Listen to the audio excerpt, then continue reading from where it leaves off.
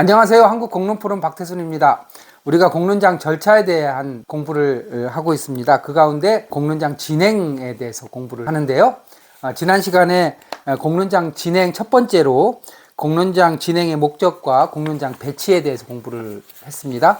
이번 시간에는 공론장 의제를 가지고 어떤 순서로 구체적으로 진행을 하는지에 대해서 공부를 해보겠습니다. 굉장히 중요하고 유익한 시간이 될 텐데요. 주의해서 잘 들어보십시오. 첫 번째, 공론장 의제의 배치에 관한 것입니다.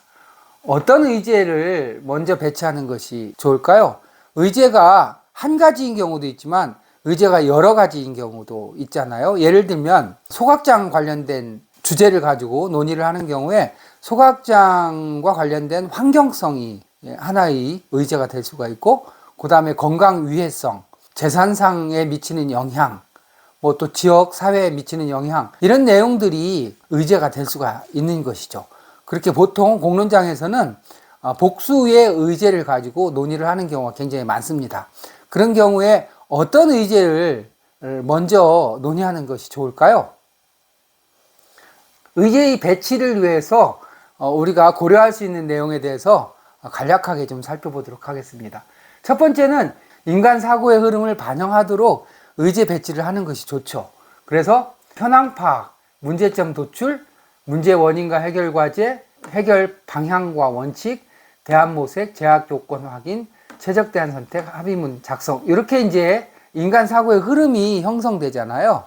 이런 경우에 해당 의제가 어떤 영역에 주로 해당되는지를 잘 파악을 해서 의제를 배치를 하는 것이 좋습니다. 이해가 가셨을 거고요. 순서를 결정하는 데 있어서 굉장히 중요한 몇 가지 요령을 말씀드릴게요. 쉽고 단순한 주제에서 어렵고 복잡한 주제로 의제 순서를 정하는 것이 좋습니다. 이해가 되시죠? 우리가 시험 볼 때도 어렵고 복잡한 문제 가지고 낑낑거리다 보면 실제로 쉽고 단순한 문제도 풀지 못하는 경우가 있잖아요. 똑같은 원리입니다. 그 다음에 합의가 용이한 문제를 먼저 논의하고, 그 다음에 합의가 어려운 문제를 그 다음 논의하는 것이 좋습니다. 이건 왜 그럴까요? 합의가 용이한 문제를 다루는 게 시간상으로도 유리할 뿐만 아니라 쉬운 문제를 가지고 합의를 잘 이루게 되면 서로에 대한 신뢰가 형성돼서 조금 더 어려운 문제도 해결할 수 있는 마음이 생기게 되는 거죠. 그래서 합의가 쉬운 문제로부터 어려운 문제 순서로 논의 의제를 정해가는 것이 좋겠다. 자, 그 다음에 절차적 문제를 먼저 논의하고 이해관계 등이 걸린 실제적 논의, 그 다음에는 가치와 관련된 논의 순서를 정해서 논의하는 것이 좋습니다. 예를 들어서 소각장에 관련된 논의를 얼마 기간 동안, 몇 회 동안 할 것인지를 얘기하는 것은 절차적 문제라고 볼 수가 있죠. 그런가 하면 소각장과 관련된 피해자들에 대해서 보상을 어떻게 할 것인지 라고 하는 것은 이해관계와 관련된 문제고, 그 다음에 소각 정책을 어떻게 생각할 것인지 라고 하는 것은 가치 관련된 문제라고 볼 수가 있습니다. 그런데 가치 관련된 문제는 굉장히 오랫동안 형성된 것이기 때문에 문제 해결이 쉽지가 않죠. 그런가 하면 이해관계가 걸려있는 문제는 절차적인 문제에 비해서 훨씬 더 논의하기가 어렵죠. 따라서 합의하기가 비교적 용이한 절차적 문제를 먼저 논의한 다음에 이해관계와 관련된 자원 배분에 관련된 문제를 논의하고, 그 다음에 가치와 관련된 문제를 나중에 논의하는 것이 논의의 효율성을 위해서 훨씬 더 바람직하다, 이렇게 이해를 하시면 되겠습니다. 자, 그 다음에 각각의 의제에 대해서 어떤 순서로 논의를 하는 것이 좋을까요? 자, 이것은 각각의 의제가 갖는 특징이라든가 앞서 말씀드린 난이도라든지 의제의 성격이라든가 이런 것에 따라서 제각각이기 때문에 하나로 얘기하기는 어렵고, 의제별로 가장 일반적인 논의 순서에 대해서 말씀을 드리겠습니다. 가장 먼저는 발제가 있고 그 다음에 질의응답이 이루어지겠죠. 예를 들면 소각장의 환경성이다 라고 하면 관련된 전문가가 소각장 환경성에 관해서 발제를 하고, 또 궁금한 것은 또 질의응답을 하게 되죠. 이걸 기반으로 해서 분인별로 해당 사항과 관련해서 토의가 진행이 되는데요. 분임 진행자는 토의 내용에 대해서 설명을 하고 토의 주제에 대해서 안내를 하게 되겠죠. 분임 토의가 이루어지고 분임토의 결과를 발표를 하게 됩니다. 공론조사 같은 경우에는 이 분임토의 논의 결과를 빈도조사를 해가지고 내용을 결정하는 방식을 선택을 하는데, 대부분의 경우에는 그렇게 빈도조사만으로 문제가 해결되지 않는 경우가 많습니다. 분임토의를 하게 되면 다양한 쟁점들이 나오게 되고 그 쟁점을 해소하기 위한 과정이 필요하죠. 그것을 이제 전체 토론을 통해서 진행을 하게 됩니다. 전체 토의를 통해서 쟁점에 관한 논의를 전체적으로 진행을 하면서 분임토의에서 나오지 못했던 내용을 훨씬 더 확대된 전체 토론을 통해서 다양한 의견이 나오게 하고 또 다양한 대안이 마련을 하게 되는 것이죠. 전체 토의에서 또 질의응답이 필요한 내용들은 질의응답을 하게 됩니다. 전체 토의와 질의응답을 기반으로 해서 두 번째 분임토의를 쟁점을 중심으로 진행을 하고 그 결과를 발표하게 됩니다. 이렇게 되면 이렇게 분임토의를 한 두 차례 정도 하고 전체 토의를 한 차례 정도 하게 되면 일반적인 문제일 경우에는 공통점이 추려지게 되죠. 그렇게 해서 논의 결과를 전체 토의를 통해서 정리하고 그 내용을 취합해서 합의문으로 작성하게 되는 것입니다.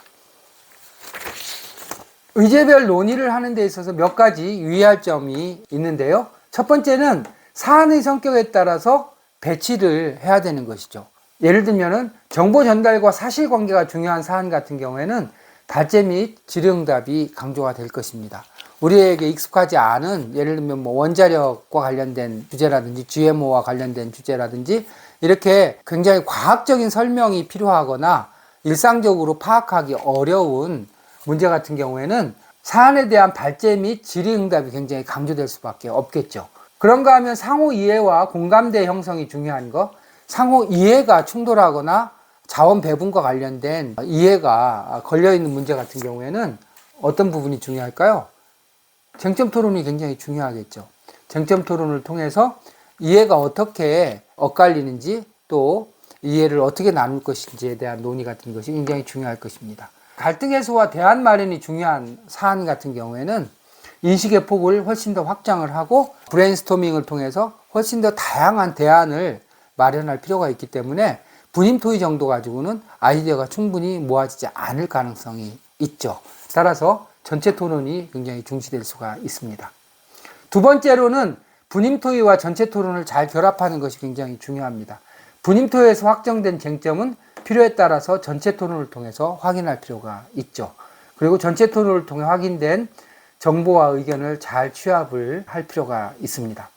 또 전체 토론을 통해서 완전히 이견이 해소되지 않은 경우에는 다시 분임토의를 전개를 해서 의견을 다시 한번 갈무리를 한 다음에 내용을 정리하는 방식으로, 그래서 분임토의와 전체 토론을 잘 결합시키는 것이 대단히 중요하다, 이렇게 이해를 하시면 되겠습니다. 마지막으로 분임토의 진행자의 역할이 대단히 중요한데요.